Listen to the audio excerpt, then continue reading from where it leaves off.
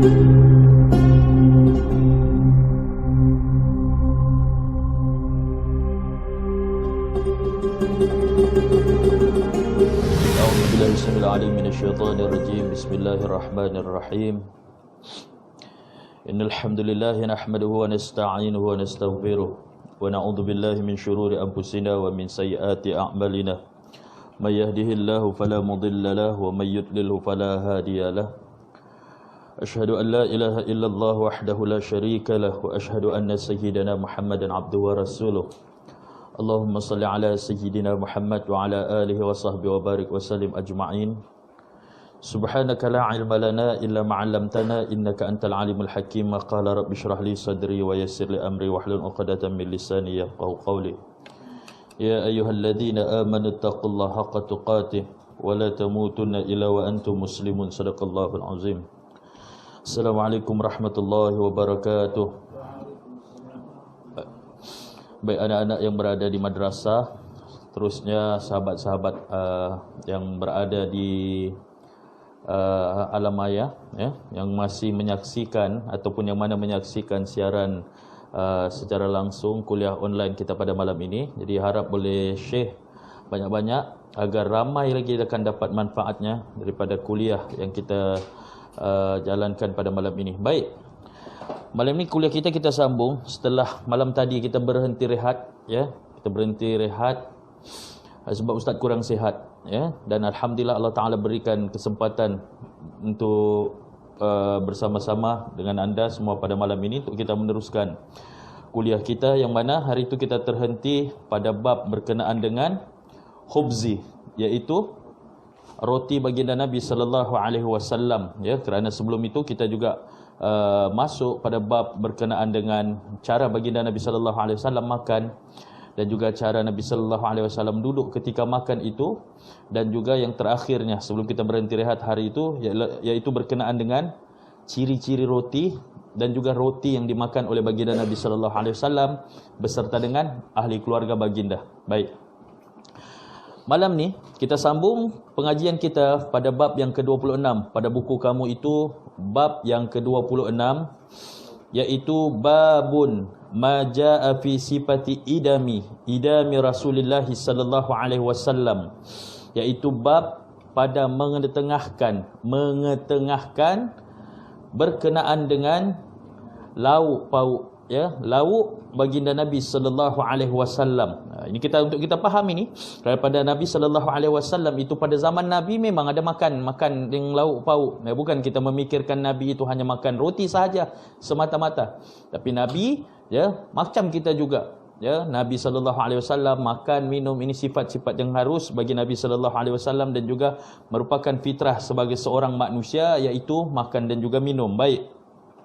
Bila disebut dengan lauk ini, ya, namakan lauk ini untuk kita faham iaitu apa-apa yang dimakan dengan, kalau dia kata di sini ma yukalu bil khubzi, apa-apa yang dimakan dengan roti. Kalau untuk kita sesuaikan pada hari ini, ya, apa-apa yang dimakan berserta dengan ataupun bersama dengan nasi. Kita hari ini makan nasi. Ya, kita hari ini makan nasi. Kalau zaman Nabi sallallahu alaihi wasallam itu, ya, makanan mereka ialah roti. Ya, roti. Baik. Hadis yang pertama, ya, hadis yang ke-151 dalam buku kamu, betul? 151. 145 pada buku kamu. Buku Ustaz ni 151. Ya. Ya. Baik. Ustaz bacakan hadis dia yang pertama pada tajuk ini. An Aisyah anna Rasulullah sallallahu alaihi wasallam qala ni'mal idamu al-khallu. Qala Abdullah ibn Abdurrahman fi hadithihi ni'mal idamu awil udmu al-khallu. Baik. Daripada Aisyah radhiyallahu anha adalah Nabi sallallahu alaihi wasallam pernah berkata, kata Nabi sallallahu alaihi wasallam, ni'mal idamu al-khallu. Sebaik-baik lauk adalah cuka. Sebaik-baik lauk adalah cuka. Itu kata baginda Nabi sallallahu alaihi wasallam. Qala Abdullah ibni Abdurrahman qala Abdullah ibni Abdurrahman, ya, akan tetapi daripada satu lagi hadis yang dibawakan oleh Abdullah Abdurrahman ini, dalam hadisnya dia katakan ni'mal idamu awil udmu al khallu, ya, sebaik-baik lauk adalah cuka. Itu yang disebut oleh baginda Nabi sallallahu alaihi wasallam. Kalau kita fikir simpelnya tu cuka, kata Nabi sebaik-baik lauk, ya, sebaik-baik lauk adalah cuka. Namun kita tengok cuka ini dia punya bentuk ataupun jenis-jenis cuka. Ada tak orang yang makan cuka dia makan begitu sahaja tanpa dia campur roti, tanpa dia campur nasi? Ada. Kita orang Melayu mungkin tak biasa. Tapi bagi orang Arab, ya, perkara ini biasa bagi mereka. Makan cuka itu, minum cuka, istilahnya minum cuka. Ya, bagi mereka biasa. Tapi kita orang Melayu ni macam mana tu ustaz? Yo, pahitnya cuka tu. Pahit ke cuka? Cuka ni pahit atau macam mana rasanya?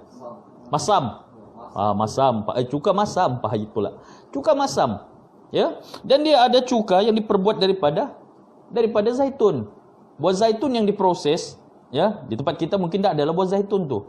Ya. Buah zaitun yang diproses itu dan dijadikan cuka. Ini untuk orang ada yang kalau macam orang-orang yang sakit tu, biasa ada orang jual kan, dia kata ni minuman makanan sunnah, cuka, ya, ada yang daripada apple, cuka apple yang diambil, ya. Tapi kata Nabi sallallahu alaihi wasallam, sebaik-baik ataupun yang sebaik-baik lauk adalah cuka. Kenapa Nabi sallallahu alaihi wasallam mengatakan sebaik-baik lauk adalah cuka? Kenapa? Ya, sebaik-baik lauk adalah cuka. Kenapa Nabi katakan begitu? Kerana ketika itu, ya, ketika yang Nabi sallallahu alaihi wasallam berkata itu, kerana waktu itu di rumah Nabi hanya ada cuka. Di rumah Nabi ketika itu hanya ada cuka. Ya, dan perbuatan Nabi ataupun perkataan Nabi bila Nabi mengatakan sebaik-baik lauk adalah cuka, yang Nabi sallallahu alaihi wasallam katakan, ya, dia sebenarnya, ya, untuk menyenangkan hati keluarganya, untuk menyenangkan hati keluarga baginda Nabi sallallahu alaihi wasallam.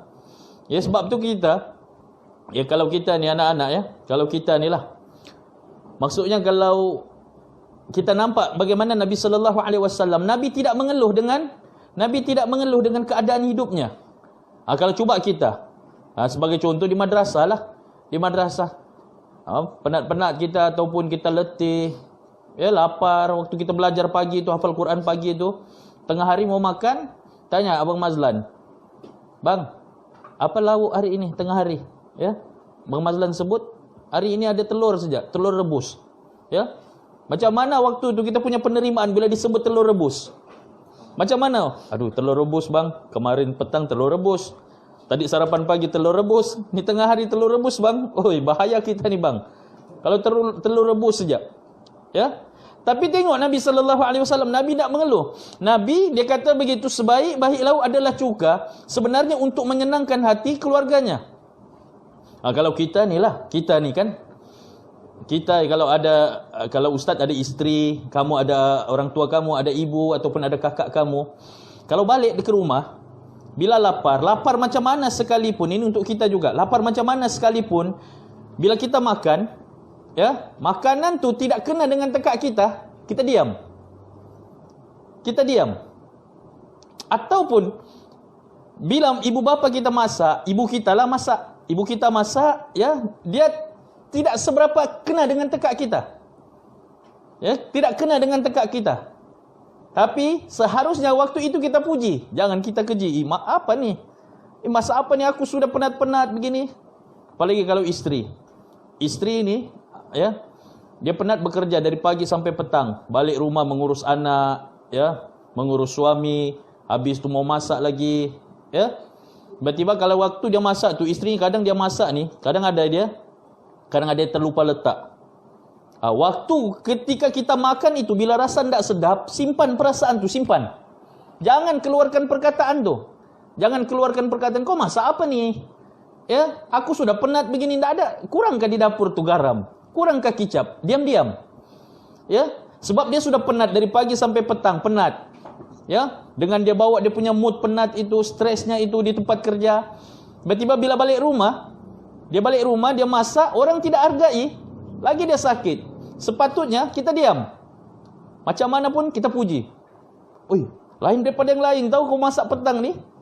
Ya, lain daripada yang lain. Ataupun bila kita balik, apa ada di rumah ni? Yang apa ada di rumah? Orang rumah kita cakap, bang, Maggi sejak bang. Maggi kari. Maggi pun okey bah. Nabi SAW tunjukkan kerana Nabi SAW itu nak mengembirakan hati keluarganya. Baik. Seperti mana? Ya, dalam satu hadis daripada Jabir radhiyallahu an. Hadis ni hadis sahih ya. Ya, hadis sahih diriwayatkan oleh Imam Muslim. Daripada Jabir radhiyallahu an katanya, akhadha Rasulullah sallallahu alaihi wasallam biyadi dhata yaumin ila manzilihi fa akhraja ilahi filaqan min khubzin faqala min udum faqalu la illa syai'un min khall. Qala fa innal khalla ni'mal udum. Baik. Daripada Jabir radhiyallahu an katanya, Jabir nak ceritakan satu hari ni tangan Jabir ni Nabi sallallahu alaihi wasallam ambil tangan Jabir ya terus Nabi ni bawa Jabir ini pergi rumah Nabi. Ya, siapa ndak mau kalau sudah Nabi pelawah. Ya, Jabir kata Nabi pegang tanganku. Ya, satu hari Nabi pegang tanganku dan Nabi sallallahu alaihi wasallam bawa aku pergi ke rumahnya. Ya, lalu waktu sampai di rumahnya itu dibawakan kepada kami, kata Jabir itu, dibawakan kepada kami sekeping roti. Jangan kita kata sekeping je ustaz. Sekeping je ustaz roti. Dah, roti orang dulu macam mana? Roti dulu besar, bukan macam roti kita sekarang. Ya. Jadi kata Jabir, waktu Nabi SAW bawa dia pergi rumahnya itu, dihidangkan kepada Sayyidina Jabir ini tadi, di rumah Rasulullah dihidangkan sekeping roti. Lalu Nabi SAW sebut, Nabi SAW tanya, dakkan roti sejak? Lebih kurang begitu, kata Nabi. Ya, mamin udum, kata Nabi. Mamin udum. Dah ada lauk kah? Dakkan ini sejak? Lebih kurang begitu ayat Nabi. Ya, supaya kamu faham. Ya, ndakkan lauk saja. Ndakkanlah makan roti ni ndak ada cicah apa-apa. Ndakkan makan roti sahaja ndak ada lauknya. Ya, ndak ada lauk kah? Lalu kata Aisyah ketika itu, ya, isteri Nabi itu kata, ndak ada ya Rasulullah. Ndak ada lauk di rumah kita. Melainkan ada cuka. Nabi tanya, ndakkanlah kami makan roti sejak ni. Ada tamu ni, ndakkanlah makan roti sejak. Kata istrinya, tak ada Rasulullah, hanya ada cuka saja.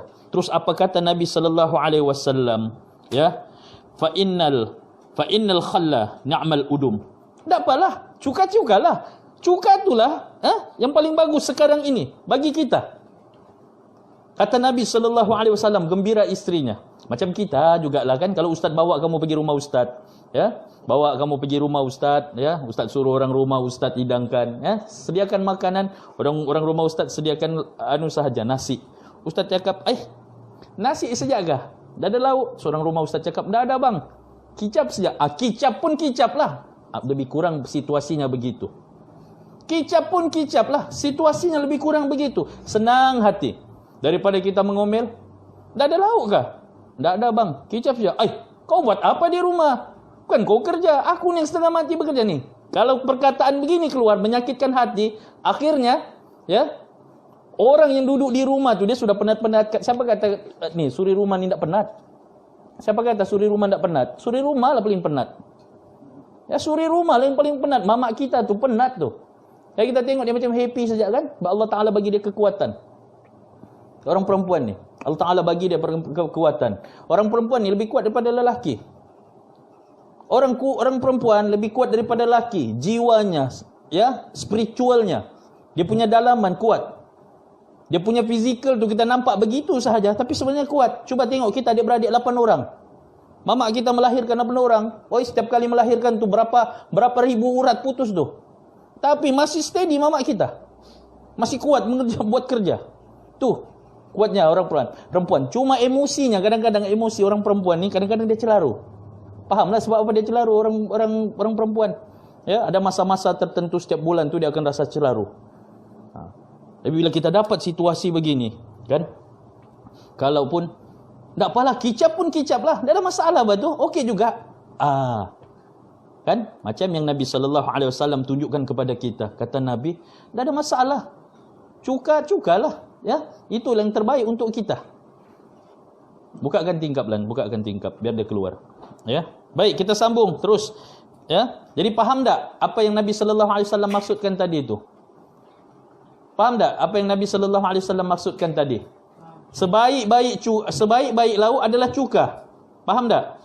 Situasi ketika itu, seandainya ketika itu di rumah Nabi SAW ada lauk lain, sebagai contoh, ada lauk lain, ada ayam kah, daging kah? Kalau Nabi SAW tanya, ada lauk kah? Lalu istrinya kata, sebagai contoh, istrinya kata, ada ya Rasulullah, ada lauk, ada sayur. Mesti kata Rasulullah, itulah paling sedap untuk kita hari ini. Tapi waktu itu yang Nabi SAW keluarkan ini, ya, kata Nabi, tak apalah, cuka itu adalah sebaik-baik lauk untuk kita. Lalu kata Jabir, ya, wa maziltu uhibbu al-khalla mundu sami'tuha min Nabi sallallahu alaihi wasallam. Kata Jabir, sejak hari itu, lepas aku dengar Nabi sebut sebaik-baik lauk adalah cuka, ya, aku pun terus menyukai cuka. Kata Jabir, selepas aku nampak kejadian tu, ya, kata Nabi sebaik-baik lauk adalah cuka, aku pun menyukai cuka. Ya. Lalu kata Talha, ya, kata Talha, ma ziltu uhibbu al-khalla mundu sami'tuha min Jabir. Talha pun berkata, sejak aku dengar, ya, apa yang Jabir ceritakan itu, ya, aku pun suka dengan cuka. Faham tak? Tidak semestinya cuka. Kalau di rumah kita masa itu, kalau di rumah Rasul ketika itu ada benda lain, ya, pasti Rasulullah SAW akan memuji benda tersebut. Tapi disebabkan ketika itu tidak ada benda lain, hanya ada cuka. Lalu Nabi SAW puji cuka itu. Tujuannya, ya, supaya ahli keluarga Nabi SAW tidak berkecil hati. Faham tak? Faham. Baik.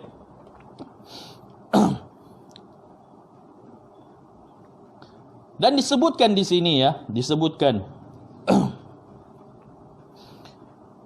bukanlah cuka itu, bukanlah sebab cuka itu adalah yang paling baik daripada benda yang lain. Bukan sebab cuka itu dia yang paling baik, ya, kerana keadaan masa itu berlaku, ya, yang itu Nabi sallallahu alaihi wasallam, ya, katakan demikian. Ini adalah sabab wurudul hadis, ya, sebab hadis ini dikeluarkan. Baik. Dan seterusnya, kalau itu kita cerita tentang cuka tadi. Ini pula tentang satu hadis, ya, an Simak ibn Harbin qala sami'tu Nu'man ibn Bashir yaqul alastum fi ta'amin wa syarabin ma syi'tum laqad ra'aytu nabiyyukum wa ma yajidu min ad-daqali ma yamla'u batnahu. Baik. Ini anak-anak, ya, tentang satu peristiwa bila mana Nabi sallallahu alaihi wasallam, ya, Nabi sallallahu alaihi wasallam tidak mendapat apa-apa pun tidak mendapat apa-apa pun makanan pada waktu itu. Ni hadis berkenaan ini. Bila Nu'man bin Bashir ini, dia tanya kepada para sahabat, ya, kamu ni, ya, adakah kamu makan puas? Kamu makan dan minum dengan puas? Nu'man bin Bashir ini, dia tanya kepada para sahabat, kamu makan dan minum sepuas-puasnya? Sahabat kata, ya. Ya. Apa kata Nu'man bin Bashir? Kamu tahu tak? Nabi kita, Nabi SAW, tidak pernah kata Nabi kata Nu'man bin Bashir tadi, dia kata, pernah satu ketika Nabi SAW ini, ya, nak mencari makanan sampai tidak jumpa satu pun makanan, termasuk buah tamar buruk tu pun Nabi tak dapat jumpa. Ni. Sampai begitu Nabi nak makan, ya, tapi tidak terjumpa langsung satu makanan sampai ya, tamar, buah tamar yang buruk tu pun Nabi tidak dapat jumpa. Sedangkan dia kata, sedangkan yang lain, sahabat yang lain ni, ya, termasuk kita umat hari ini, boleh bersenang-senang, boleh makan puas-puas, boleh minum kenyang-kenyang, ya, sepuas-puasnya. Sedangkan Nabi sallallahu alaihi wasallam pernah nak mencari makanan sampai tidak jumpa, hatta sampai tamar buruk tu Rasulullah sallallahu alaihi wasallam tidak jumpa. Tapi kita tengok tamar reject disebut. Tamar yang reject pun Nabi tidak dapat jumpa. Untuk makan Nabi tidak dapat jumpa. Sampai begitu sekali baginda Nabi sallallahu alaihi wasallam. Baik. Yang seterusnya, berlalu tentang isu berkenaan dengan baginda Nabi sallallahu alaihi wasallam tentang lauknya. Yang pertama iaitu cuka. Ya, jadi kesimpulannya tadi, Nabi sallallahu alaihi wasallam mengatakan cuka adalah sebaik-baik makanan, ya, kerana mengikut keadaan masa itu. Kerana tidak ada lauk lain di rumah Nabi melainkan cuka. Ya, di rumah Nabi tidak ada lauk lain melainkan cuka. Itu yang Nabi sallallahu alaihi wasallam kata, ya, sebaik-baik lauk kita adalah cuka. Baik. Yang seterusnya, hadis berkenaan dengan Nabi sallallahu alaihi wasallam makan ayam. Ya, siapa kata Nabi sallallahu alaihi wasallam tak makan ayam? Ya, ni hadis dia. Baik. Kita nampak. An Zahdamin al-Jarami qala kunna 'inda Abi Musa al-Ash'ari fa utiya bilahmi dajajin fatanahha rajulun minal qaum faqala ma laka faqala inni ra'aituha ta'kulu shay'an fakhalaftu an la akulaha qala udnu fa inni ra'aitu Rasulullah sallallahu alaihi wasallam ya'kulu lahma dajajin. Ya, satu hari ni Abu Musa al-Ash'ari ni, ya, dia makan bersama-sama. Abu Musa al-Ash'ari ni dia makan bersama dengan para sahabat-sahabatnya. Lalu dibawakanlah kepada mereka, ya, daging ayam, dajajah, daging ayam ini.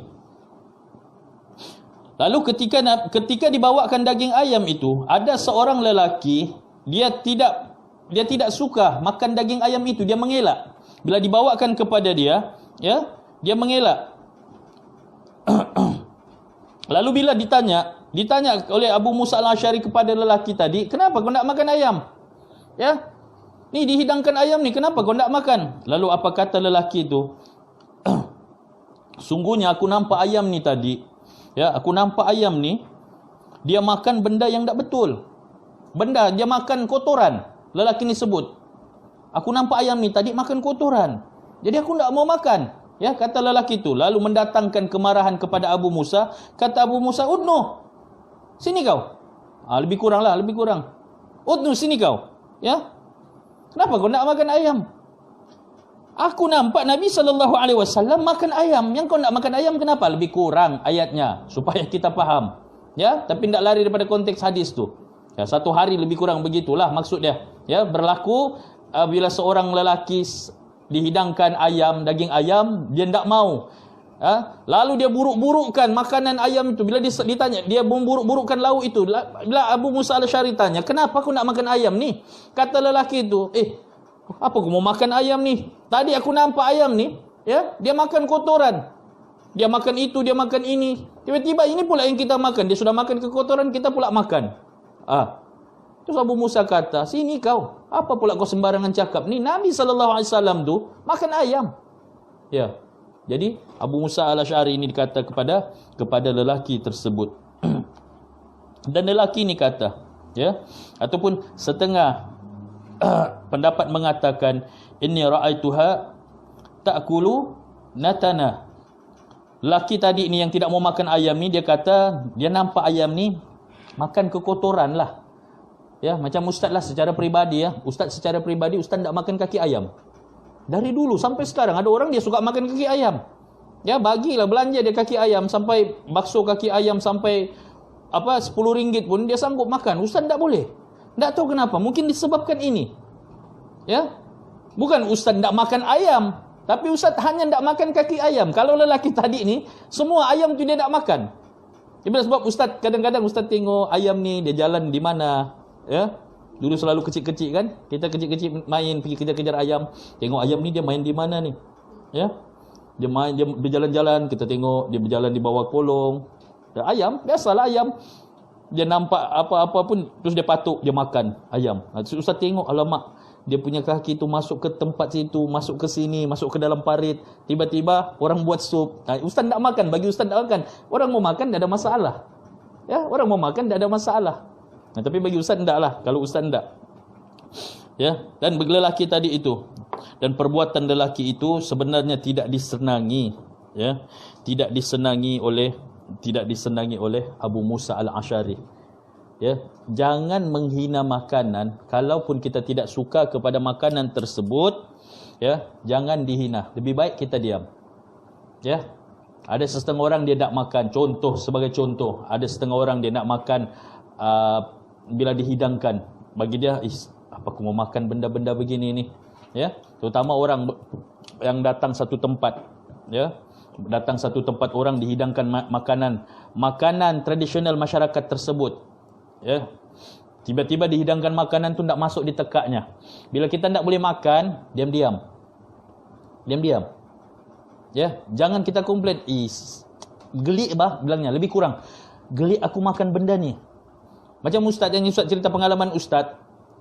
Ustaz dulu tidak makan ikan keli. Serius, ustaz tidak makan ikan keli. Kita di Tawau ada orang makan ikan keli dulu. Mana ada? Tak biasa, sebab ikan keli ni dia di mana? Hidup di mana? Hidup dalam parit, ikan keli. Ustaz mana makan tu? Sekali tengok bila ustaz sudah pergi ke belajar, ustaz pergi Terengganu, ustaz pergi Kelantan belajar di sana, ya. Kebanyakan masyarakat di sana makan benda tu, ikan keli. Jadi kita pun try lah, pertama kali dihidang tu, ya Allah, aku nak makan benda ni. Kita sebut.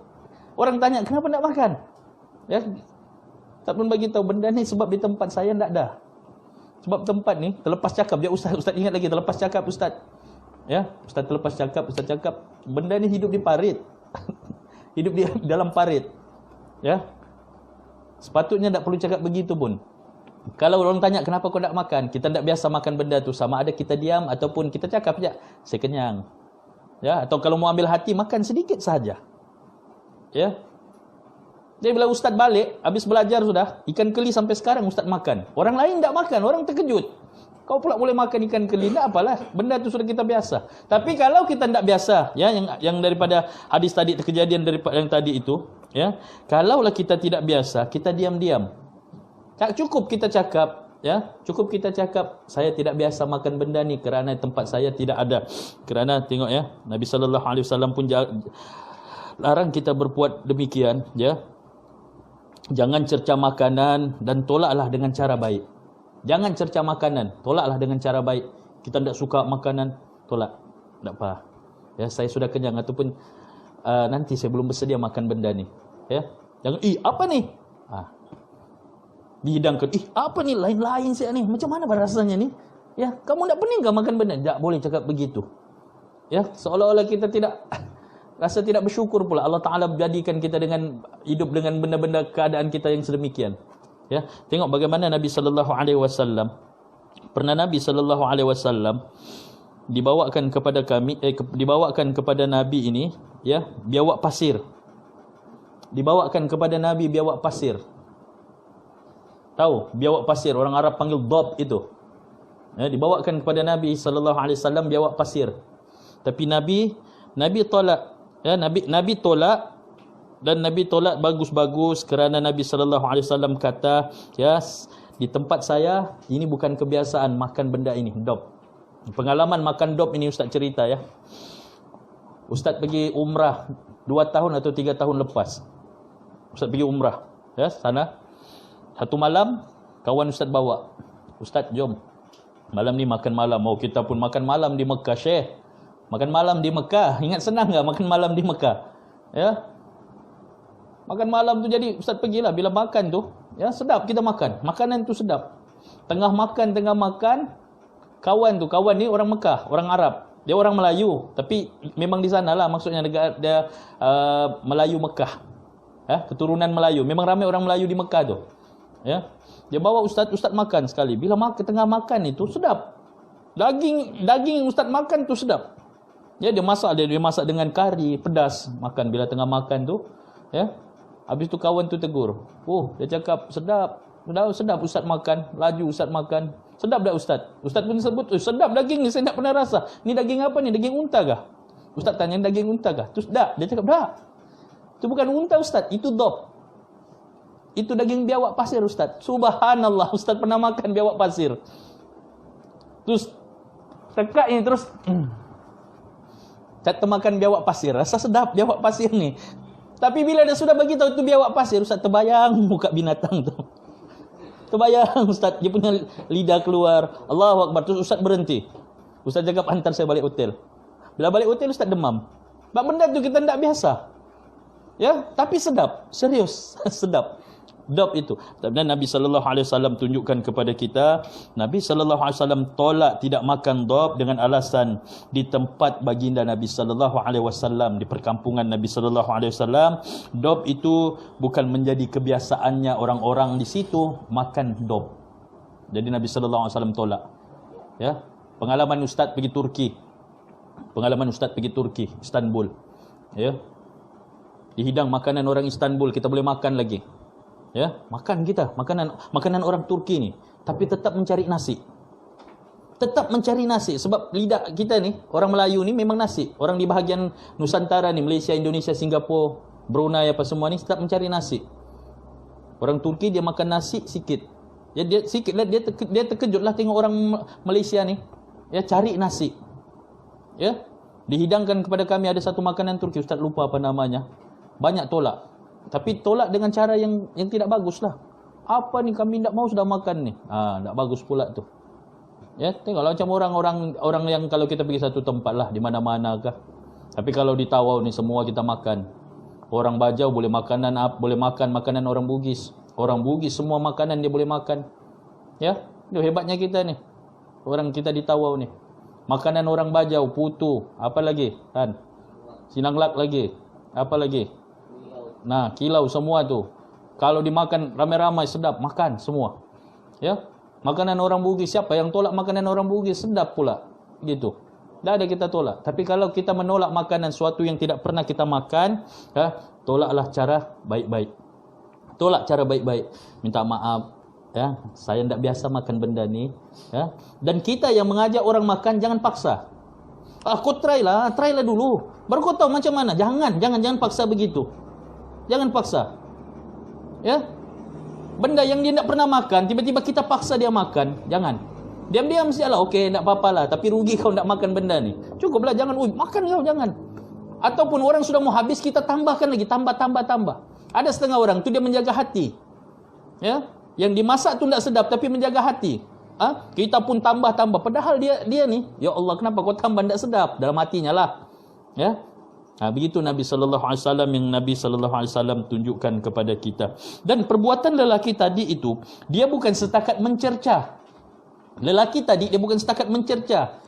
Yang lau ayam itu dia kata, aku nampak ayam ni, dia masuk ke tempat lain, dia makan, dia patuk benda-benda yang tak betul, yang tak bersih, busuk. Aku nampak ayam tu aku nak memakan. Kata lelaki tu, aku takkan makan ayam ni. Bukan setakat dia kutuk, bukan setakat dia cerca makanan itu, kan, tetapi dia bersumpah tidak akan makan ayam. Itu yang ditegur, ya, yang ditegur oleh Abu Musa al-Asy'ari. Dan ya, perbuatan lelaki tadi itu bersumpah mengharamkan makan ayam itu sangat tidak patut. Dan lalu Abu Musa kata, "Udnu, mari sini kau. Sini kau." Ya, lebih kuranglah ayatnya. Oh, kenapa kau nak makan ayam? Rasulullah makan ayam. Kau siapa nak makan ayam? Ya, bukan setakat tak makan, kau boleh mengharamkan lagi. Ya, lalu disebutkan di sini. Ya, inilah ya dalil kepada sesungguhnya daging ayam itu adalah mubah, iaitu boleh dimakan. Ya, seperti mana Nabi SAW memakan ayam pada kejadian tadi. Ataupun kalaulah ayam itu makan pun benda-benda kotor, ya. Kalaulah ayam tadi tu ataupun binatang tadi yang kita makan, kita nampak, sebagai contoh kita nampak ayam, ya, dia makan benda-benda kotor. Dan menyebabkan kita pun tidak suka kepada makan ayam itu, ayam yang dimasak itu tadi, maka kita ditegah sama sekali, ya, untuk bersumpah sedemikian. Faham ya? Kita tidak boleh buat kata mengharamkan benda yang Allah Ta'ala telah halalkan ataupun menghalalkan benda yang Allah Ta'ala telah haramkan. Baik. Sekiranya kita melihat haiwan tadi makan benda kotor, katanya di sini, ini penyelesaian ya. Penyelesaian yang ditunjukkan oleh oleh ulama kita mengatakan sini. Okey, apa kata mereka? Sekiranya kita melihat haiwan tadi makan benda kotor, dia makan benda kotor ini, maka hendaklah ayam tadi atau binatang tadi dikurung 3 hari.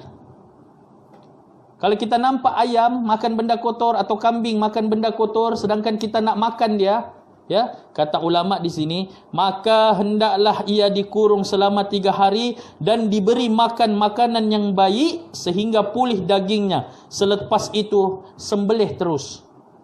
Kita nampak kan, sebagai contoh, raya korban. Raya korban, kita nak buat raya korban, ya, seminggu sebelum raya korban, sembelih-sembelih itu, kita nampak lembu tu makan benda tak bagus. Ya, bagi contoh, dia makan benda tak bagus lah, kotor. Ya. Lalu apa yang perlu kita buat? Kata ulama di sini, hendaklah dikurung haiwan tersebut, diasingkan selama 3 hari. Dikurung dia. Maksudnya kalau dia letak di situ, dia makan benda tu di situ, alihkan tempatnya, dikurung dia bagus-bagus selama 3 hari dan bagi dia makan benda yang baik-baik sehingga pulih dagingnya. Kalau lembu tadi apa makanan rujinya? Makanannya rumput, bagi dia makan rumput sampai 3 hari sehingga hilang dah punya kekotoran yang ada pada dagingnya itu, kemudian sembelihlah terus. Sembelih terus, kata ulama ya, maksudnya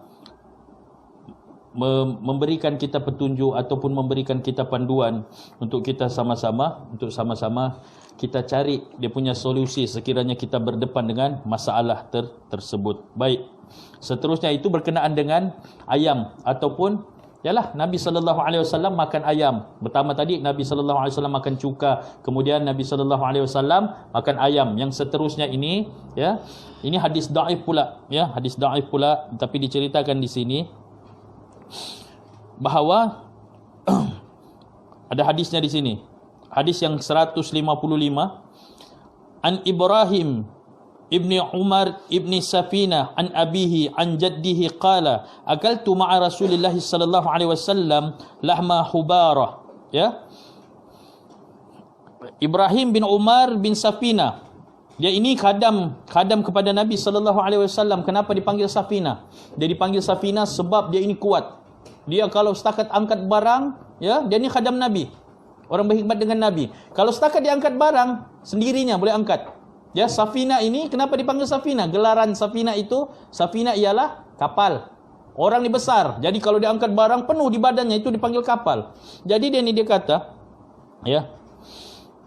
Dia kata ni, aku pernah makan dengan Nabi sallallahu alaihi wasallam makan daging hubara. Daging hubara ini iaitu satu seekor burung. Orang Arab tahu ni.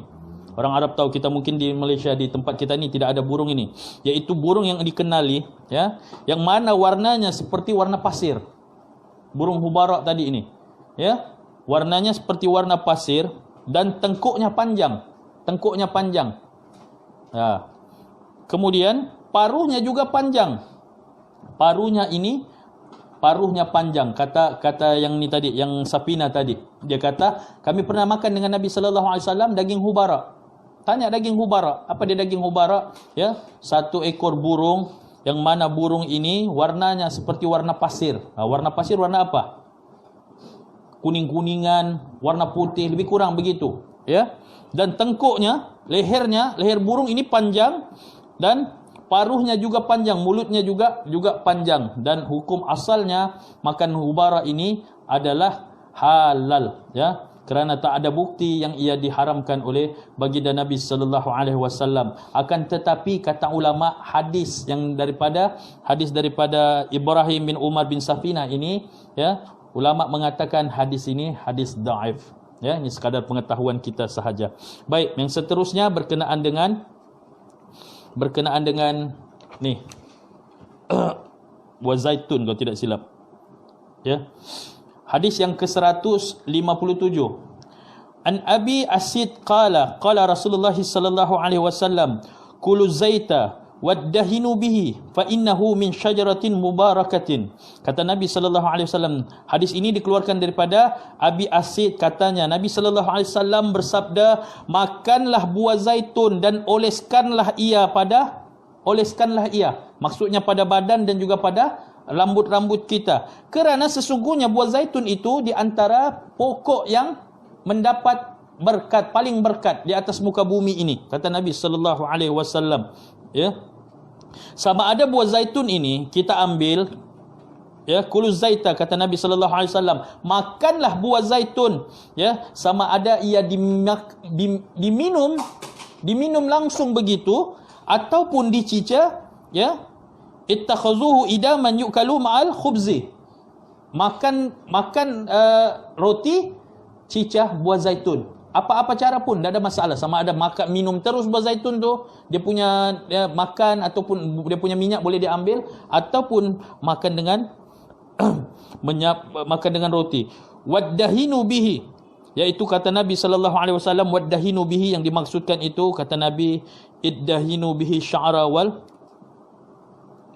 oleskanlah minyak zaitun itu pada rambutmu dan juga pada kulitmu, kerana sesungguhnya buah zaitun ini adalah pokoknya sangat diberkati. Ya, seperti mana firman Allah Subhanahu wa taala, wattin wazaitun, demi buah tin, buah zaitun. Kalau kita belajar tafsir, ya, ada lain lagi kupasan tentang buah zaitun ini.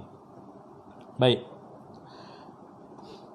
Qala Ibnul Qayyim, kata Ibnul Qayyim rahimahullah dalam kitab yang sangat tersohor, iaitu Zadul Ma'ad. Ibnul Qayyim ini terkenal sebagai seorang yang suka kumpul hadis berkenaan dengan tibbun Nabi, ya, berkenaan dengan perubatan baginda Nabi sallallahu alaihi wasallam. Katanya, wadduhni fil biladil harah kal Hijaz, kalaulah kita guna minyak zaitun ini di negeri yang panas seperti di negeri Hijaz itu. Hijaz ini di mana? Syam. Separuh daripada Syam itu. Ya. Dia asbabnya badan kita akan menjadi kebaikan. Dia akan membawa kebaikan pada badan kita. Iaitu bila kita memakai minyak zaitun. Minyak zaitun itu kita pakai di negara yang panas, di tempat yang panas, ya. Seperti Hijaz tadi, seperti Syria, ya. Bila kita pakai, kata Ibnul Qayyim, dia akan memberi kebaikan kepada kita. Kenapa? Kerana di Hijaz itu, ya, di Hijaz itu, di Syam itu, cuacanya sangat panas. Panas yang menggigit itu. Kalau kita ni, panas kita di Malaysia ni panas macam mana? Panas lembab kan? Bila kita berkeringat, bila kita kepanasan keluar keringat. Tapi kalau di tempat yang panas, negara-negara Arab, ya, panas macam mana sekalipun orang tidak berpeluh. Dia panas kering. Panas kering. Sebab tu orang Arab ni dia tidak berpeluh, macam Ustaz Rahim pernah cerita. Ya, Ustaz Rahim kata orang Arab ni yang mandi hanya seminggu sekali. Ingat tak tajuk yang dia pernah ceritakan tu?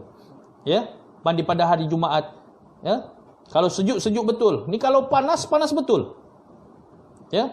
Kata Ibnul Qayyim, kalau waktu itu, kalau kamu berada di negara yang panas, kamu oleskan minyak zaitun ini, dia menjadi kebaikan kepada kamu, kerana tempat itu sangat panas. Bila kamu pakai minyak zaitun, kulit kamu dia akan jadi lembab. Faham tak? Faham? Nah, itu maksudnya buah zaitun itu adalah buah yang sangat berkat di sisi Allah Subhanahu wa taala. Baik. Ni hadis yang ke-160. Kita teruskan walaupun azan nanti, ya. Sebab hadis ni sangat penting, tajuk ni sangat penting. Hadis ke-160. Cuba tengok. An Qatadah an Anas ibn Malik radhiyallahu an qala, kana Nabi sallallahu alaihi wasallam yu'jibuhu ad-dubba fa utiya bi ta'amin aw du'iya lahu aw du'iya lahu faja'altu atattaba'uhu fa'adha'uhu baina yadayhi lima a'lamu annahu yuhibbuhu. Baik, ni daripada Qatadah, daripada Anas bin Malik. Ni Anas bin Malik lagi. Apa katanya? Kata Anas bin Malik, Nabi SAW ini sangat suka kepada buah labu. Nabi sangat suka kepada buah labu. Nah, bayangkan, Nabi sangat suka dengan buah labu. Nabi makan buah labu. Fa'utiya bi ta'amin. Ya. Kalau dibawakan kepada Nabi SAW, kalau Nabi makan itu dibawakan kepada Nabi buah labu, ya, dibawakan dia kepadanya buah labu, ataupun Nabi ini dijemput makan, ya. Kata Anas bin Malik, aku perhatikan Nabi SAW, ya, sangat suka dengan buah labu. Bila Nabi SAW dijemput pergi makan, pergi jamuan, ya, pergi kenduri, ya, bukan istilah kenduri macam kita faham, ya, Nabi dijemput, Nabi akan datang. Dan kata Anas bin Malik ini siapa? Khadam baginda Nabi SAW, orang berkhidmat. Dia bukan hamba Nabi, dia berkhidmat dengan Nabi SAW selama 10 tahun. Ya, dari umurnya 8 tahun hingga umurnya 18 tahun. Nih, Anas bin Malik. Jadi dia tahu, ya, bila sebelum Nabi duduk apa yang perlu dia buat, sebelum Nabi makan apa yang perlu dia buat. Macam itulah ustaz latih kamu. Sebelum ustaz mula kuliah apa yang perlu kamu buat, dilatih. Ya, sebab begini Nabi SAW tunjuk. Kalau kata Anas bin Malik, aku perhatikan Nabi SAW bila dijemput makan, Nabi suka makan labu. Nabi suka makan labu. Nih. Ya, memang Nabi SAW suka makan labu. Lalu kata Anas bin Malik, aku sudah tahu Nabi SAW ini suka makan labu. Setiap kali Nabi SAW dijemput pergi makan, pergi mana-mana jamuan, aku perhatikan, ya, Nabi akan mencari labu dan aku letak labu itu dekat betul dengan Nabi SAW, kerana aku tahu Nabi SAW suka makan labu. Baik, hadis yang ke-161. An Hakim ibn Jabir an abihi qala dakhaltu ala Nabi sallallahu alaihi wasallam fara'aitu 'indahu dubba'an yuqatta'u faqultu ma hadha qala nukaththiru bihi ta'amana. Ya, daripada Hakim bin Jabir, daripada bapaknya, katanya, aku telah pergi ke rumah baginda Nabi sallallahu alaihi wasallam, dan ketika pergi ke rumah Nabi sallallahu alaihi wasallam, dia melihat di rumah Nabi SAW itu ada makanan, ya, iaitu berupa labu. Buah labu yang dipotong-potong dadu, dipotong-potong kecil. Labu bulat kan, labu besar, dipotong, ya, dipotong-potong kecil. Lalu ditanya, ya, bapak kepada Hakim bin Jabir ini, dia tanya, ya Rasulullah, apa ini? Ini apa nih? Makanan apa nih ya Rasulullah? Lalu Nabi SAW, ya, ini labu. Ya, aku buat begini supaya banyak. Dia nampak jadi banyak. Kalau satu biji labu tu nampak satu biji sahajalah. Tapi bila Nabi SAW potong-potongkan labu itu, nampaklah labu itu, ya, banyak, kata Nabi SAW. Dengan ini kita boleh memperbanyakkan lauk kita. Tu hebat baginda Nabi SAW. Hadis yang ke-162, ya, tengok di situ hadis yang ke-162. An Anas bin Malik yaqul, Inna khayyatan da'a Rasulullah sallallahu alaihi wasallam li ta'amin sana'ahu. Ya, pada satu hari datang seorang tukang jahit. Maksudnya orang biasa-biasa. Tukang jahit ni datang lalu menjemput baginda Nabi sallallahu alaihi wasallam untuk datang ke majlis jamuannya. Qala Anas fa zahabtu ma'a Rasulullah sallallahu alaihi wasallam. Dan aku pergi menemani Nabi sallallahu alaihi wasallam, ya, ila dhalika ta'am, kepada tempat tersebut. Faqarraba ila Rasulillah sallallahu alaihi wasallam, lalu disajikan kepada Nabi sallallahu alaihi wasallam khubzam min syair, satu roti barli, roti mahallah, wa maraqan fihi dubbaun wa qadidun. Ya, yang tukang jahit tadi ni, dia jemput Nabi sallallahu alaihi wasallam datang untuk makan jamuan di rumahnya. Lalu lalu Anas bin Malik pergi bersama dengan Nabi sallallahu alaihi wasallam untuk sebagai menjadi tetamu kepada tukang jahit ini. Lalu tukang jahit ini hidangkan kepada Nabi sallallahu alaihi wasallam khubzan, roti barli, roti mahal lah, roti barli, ya. Dan juga kuahnya, ya. Maksudnya roti itu ada cicahnya. Ada yang dimakan lah. Maksud macam kita makan roti canai itu ada yang bikin kita cicah. Apa yang dicicah, ya? Apa lauk yang disediakan kepada Nabi sallallahu alaihi wasallam? Dubbaun wa qadidun, iaitu labu dan juga qadid, iaitu daging salai. Kira mewah lah, ya. Orang tadi ini jemput Nabi sebab nak memuliakan Nabi sallallahu alaihi wasallam. Qala Anas, lalu kata Anas, fara'aitu Nabi sallallahu alaihi wasallam yatatabba'ud duba. Ya. Aku lihat Nabi sallallahu alaihi wasallam, kata Anas, Nabi balik-balik ambil labu. Ya. Nabi balik-balik diletak tu kan. Ya, satu bekas itu diletak kepada Nabi, ya, roti dan juga lauk tadi. Lauk itu apa? Lauk labu dan juga roti dan juga daging salai. Lalu kata Anas, balik-balik Nabi aku nampak Nabi balik-balik ambil labu sahaja, ya. Dan Nabi sallallahu alaihi wasallam tuangkan ke dalam bekas makanannya, ya, ilal qas'ah. Qas'ah ini iaitu satu tempat besar, ya, bukan Nabi sallallahu alaihi wasallam tempat sendiri, ya. Sebab kita baca hadis yang lalu Nabi sallallahu alaihi wasallam tidak makan di atas pinggan, ya, tapi makan di atas qas'ah. Qas'ah ini kalau kita faham, ya, talam besar, satu talam yang agak besar yang boleh makan di situ sampai 5-6 orang. Lalu Nabi sallallahu alaihi wasallam meletakkan labu itu ke dalam bekas makanannya.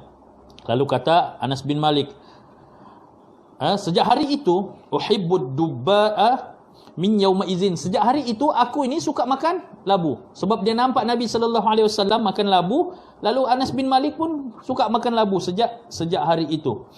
Ya, itu hebatnya para sahabat ini. Mereka akan makan, ya, apa yang Nabi sallallahu alaihi wasallam, kesukaan Nabi, mereka akan jadi suka. Itu. Ya.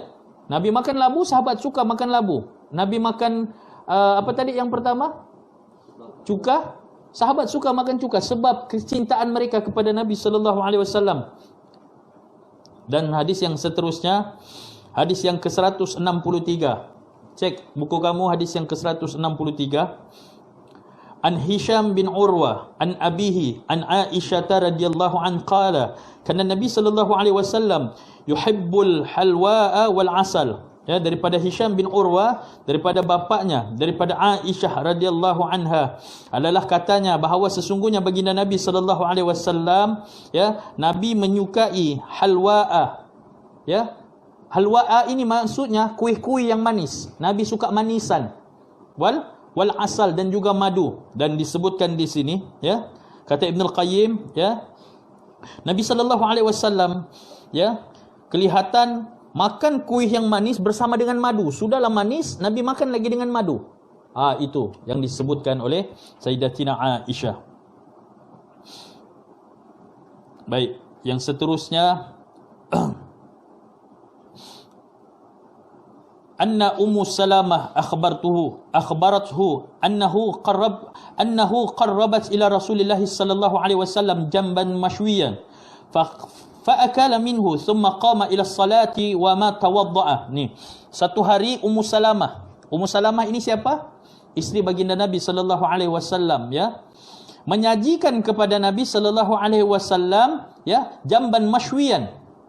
Jamban mashwiyannya ini, apa dia jamban mashwiyan? Iaitu daging kambing bakar. Kalau kita hari ini BBQ. Ya, isteri Nabi sallallahu alaihi wasallam hidangkan kepada Nabi, ya, daging kambing bakar. Bukan istilah macam kita bayangkan, ya, BBQ macam hari ini, daging kambing bakar macam biasa. Diberikan kepada Nabi sallallahu alaihi wasallam, ya. Lalu Nabi sallallahu alaihi wasallam pun memakannya. Ya. Selepas itu, lepas Nabi sallallahu alaihi wasallam makan daging kambing itu, daging kambing bakar, Nabi sallallahu alaihi wasallam pun bangun terus mengerjakan solat tanpa mengambil wuduk. Maksudnya sebelum Nabi makan tadi, Nabi sudah ambil wuduk. Ya. Lepas itu Nabi makan, kemudian, ya, Nabi berdiri. Lepas makan Nabi berdiri, terus Nabi solat. Nabi tidak ambil wuduk. Nih. Ya. Nanti kita akan jumpa bagaimana Nabi sallallahu alaihi wasallam, istilahnya Nabi sallallahu alaihi wasallam. Ulama-ulama kata ini dibolehkan. Ya, yang menjadi khilaf masih ini lagi. Tapi kalaulah daging unta itu ada yang mengatakan, ada hadis yang mengatakan Nabi sallallahu alaihi wasallam makan daging unta, kemudian Nabi sallallahu alaihi wasallam mengambil wuduk, baru Nabi sallallahu alaihi wasallam solat. Ada orang kata istilah, pernah dengar tak? Kamu pernah dengar? Ya, azan sudah tu. Kalau disediakan hidangkan makanan, dihidangkan makanan baru dengar azan, mau pergi mana dulu? Makan atau solat dulu? Makan atau solat dulu? Kita kata makan dulu kan? Ya. Dalam hadis menyebutkan, ya, peristiwa berlaku bila Nabi sallallahu alaihi wasallam ya makan, kemudian azan. Sayyidina Bilal itu azan. Ya. Lalu kata Nabi, makan dulu. Makan dulu.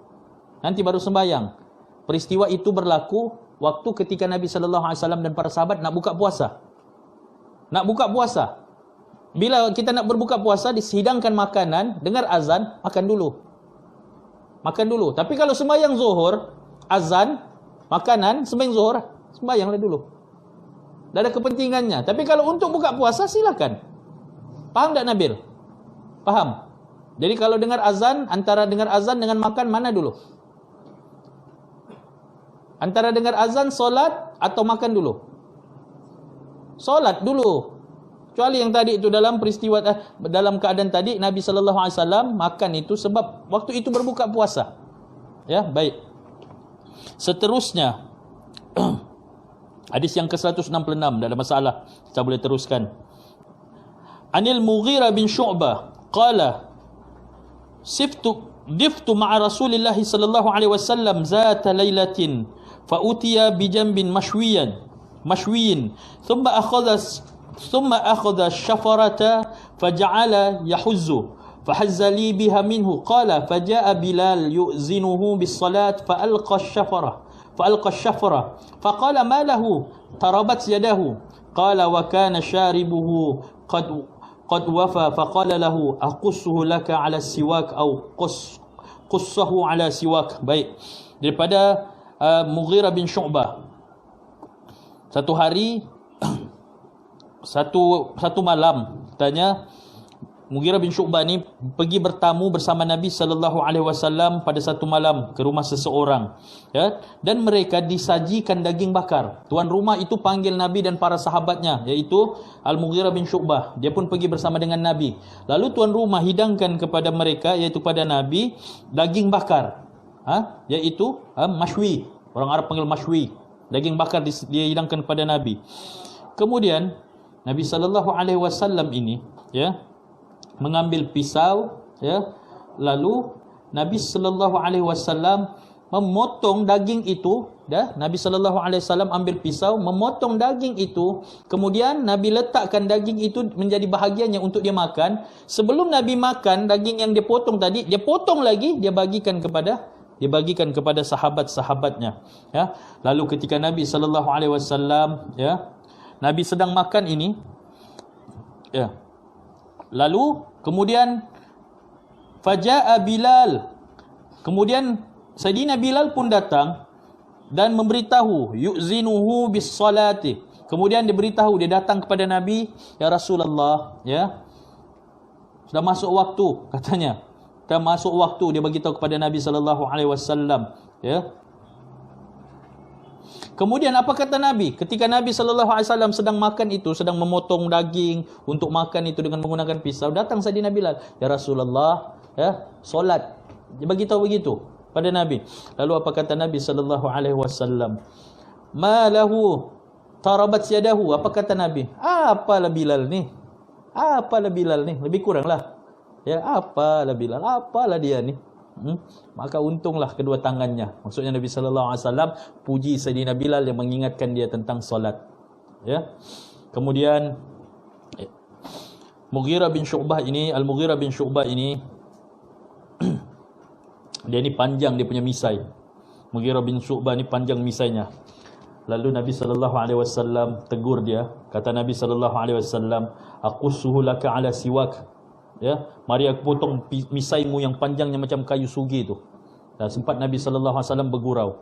Dan tengah-tengah makan tu, ya, Nabi sallallahu alaihi wasallam nampak misai, ya, misai Al-Mughirah bin Syu'bah ni tadi panjang. Lalu Nabi sallallahu alaihi wasallam kata, "Ni, Sini aku potong kau punya misai tu yang terlampau panjang macam kayu sugi tu. Ketawalah para sahabat. Ya. So ini kita jangan pelihara lah. Jangan kita pelihara kita punya ni. Kalau sudah panjang tu potonglah. Trim. Ada orang dia tak sesuai berkumis. Ya, ada orang kena berkumis. Kalau tak pakai berkumis lain mukanya. Ya, huduh dia tengok kalau tak ada kumis. Padahal dia biasa berkumis. Tiba-tiba cukur lain dia tengok. Ya. Ini Nabi sallallahu alaihi wasallam tunjukkan. Kata Nabi, sini aku potong kau punya misai tu, kau punya kumis terlampau panjang itu. Ya. Baik. Ada lagi hadis yang ke-167.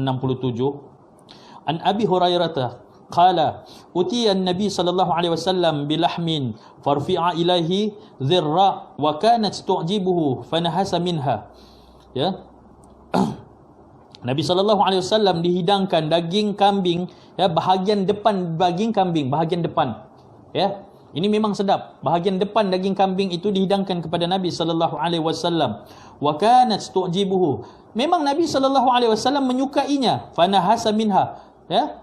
Lalu Nabi sallallahu alaihi wasallam menggigit daging tersebut. Nabi sallallahu alaihi wasallam makan daging bahagian depan itu, Nabi bukan setakat makan, ya. Bahagian depan tu Nabi habiskan. Habis, tidak bersisa. Nabi sallallahu alaihi wasallam makan. Dan diceritakan di sini, ya, bagaimana Nabi sallallahu alaihi wasallam ini kita yang terakhir ni. Yang terakhir hadis kita.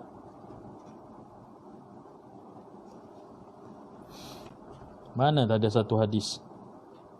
Ya, sekejap. Okey, baik. Hadis yang terakhir ini bagaimana disebutkan? Hadis ke-168 yang terakhir, ya. Hadis yang terakhir 168.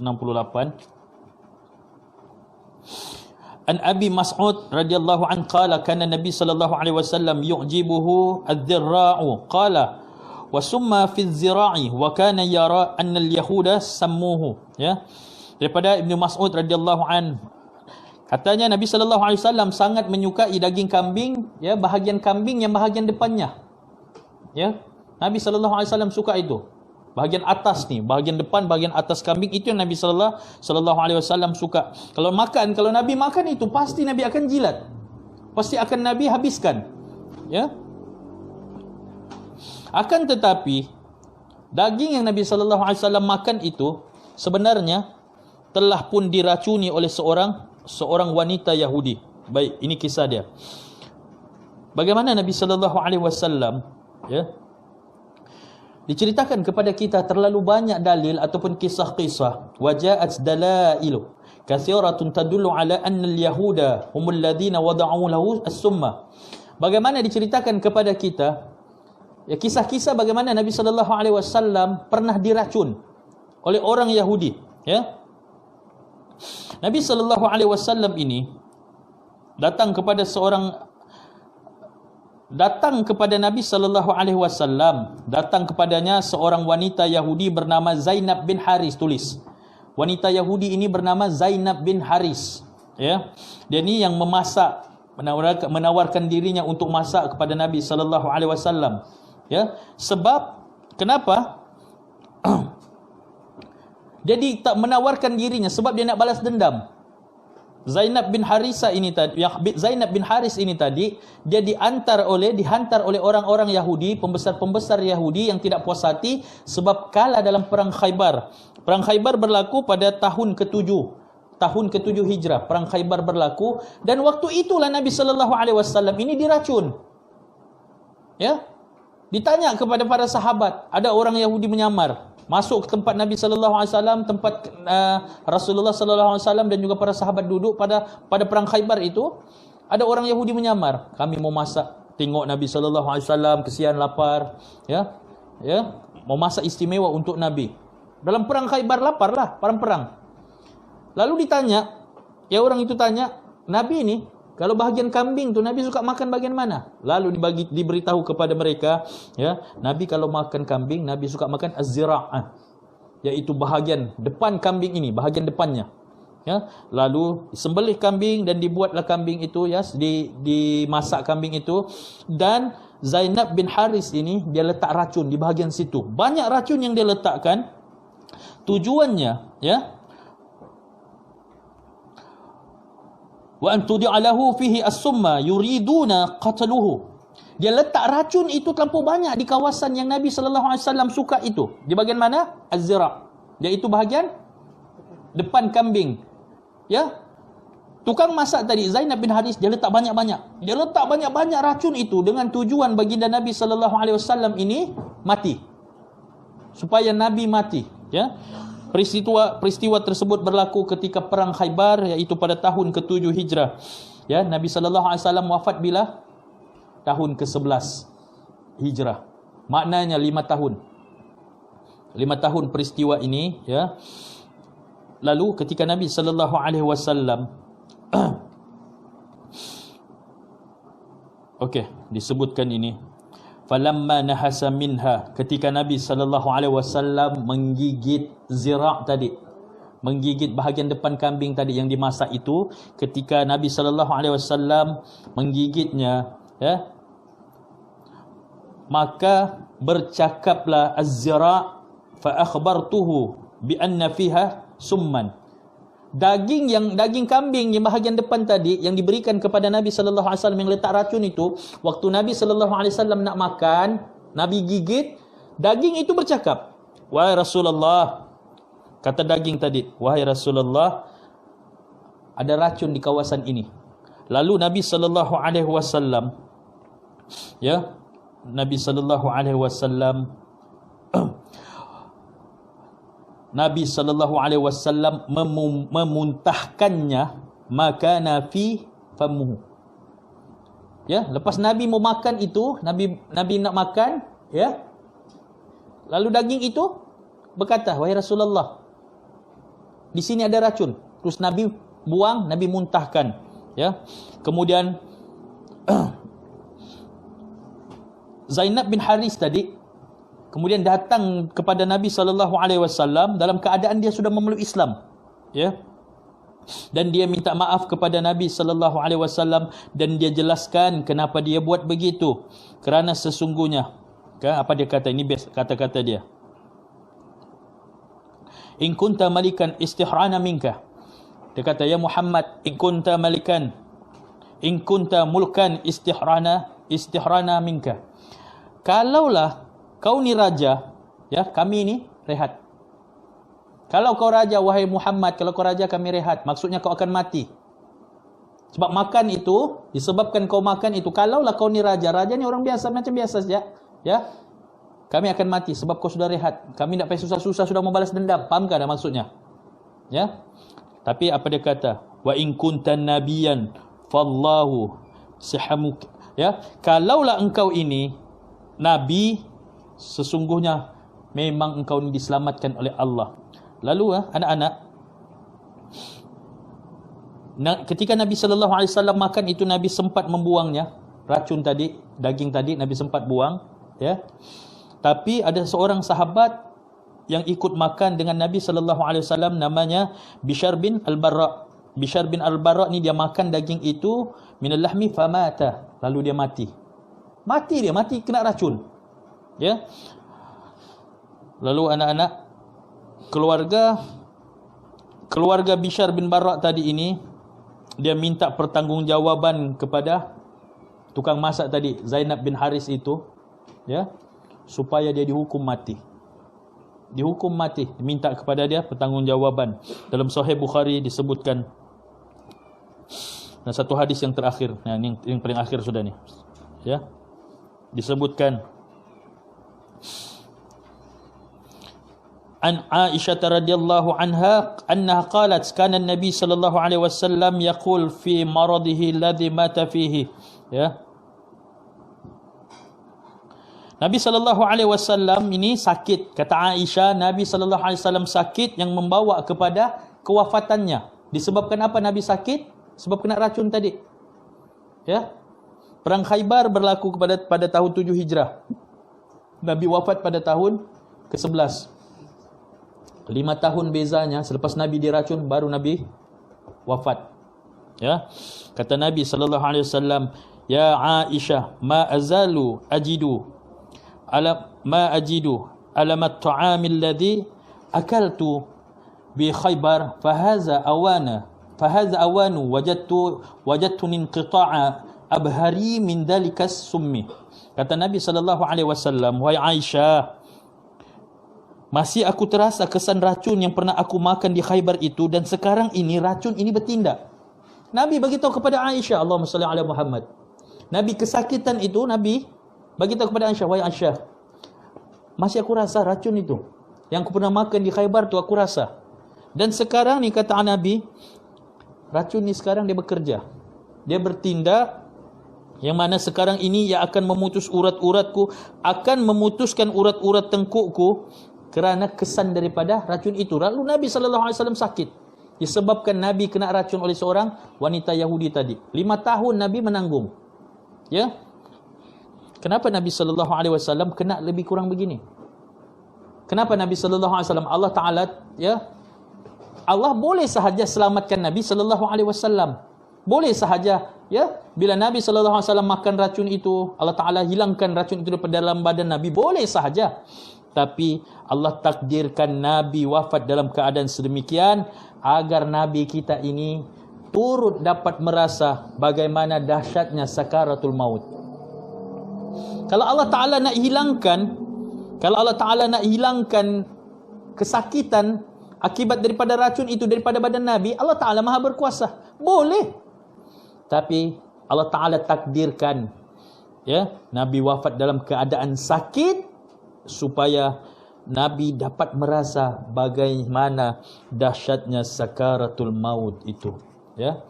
Itu dia anak-anak, kita telah habis pun pada tajuk yang ini, ya. Mudah-mudahan Allah Subhanahu wa taala memberikan kita inayah dan rahmat sebesar-besarnya untuk kita sama-sama menghayati tentang kehidupan sederhana baginda Nabi sallallahu alaihi wasallam. Mudah-mudahan semua ini menjadi menjadi pengajaran kepada kita, ya, kisah baginda Nabi sallallahu alaihi wasallam untuk kita ikuti, untuk kita teladani tentang kehidupan baginda Nabi sallallahu alaihi wasallam itu. Insya-Allah kita akan sambung kuliah kita pada esok hari berkenaan dengan cara wuduk baginda Nabi sallallahu alaihi wasallam, ya, yang baik itu datangnya daripada Allah, segala kekurangan itu datang daripada diri ustaz yang daif lagi lemah ini, ya. Wabillahi taufiq wal hidayah. Wassalamualaikum warahmatullahi wabarakatuh. Dan kita baca doa penutup beramai-ramai. Bismillahirrahmanirrahim. Alhamdulillahirabbil alamin wassalatu wassalamu ala asyrafil anbiya'i wal mursalin wa ala alihi washabbihi ajma'in. Allahumma ij'al jam'ana hadha jam'an marhuma wa tafarraqana min ba'di tafarraqa ma'suma. Bismillahilladzi la yadurru ma'asmi syai'un fil ardi wala fis sama'i wa huwas samiul alim. Allahumma iftah 'alaina hikmataka wa anshur 'alaina min khazain rahmatika ya arhamar rahimin. Allahumma rzuqna fahman nabiyyin wa hifdzal mursalin wa ilhama malaikatil muqarrabin fi afiyatina rabbal alamin. Rabbana atina fid dunya hasanah fil akhirati hasanah wa qina adzabannar. Sallallahu alaihi wasallam Muhammadin wa ala alihi washabbihi wasallam. Alhamdulillahirabbil alamin.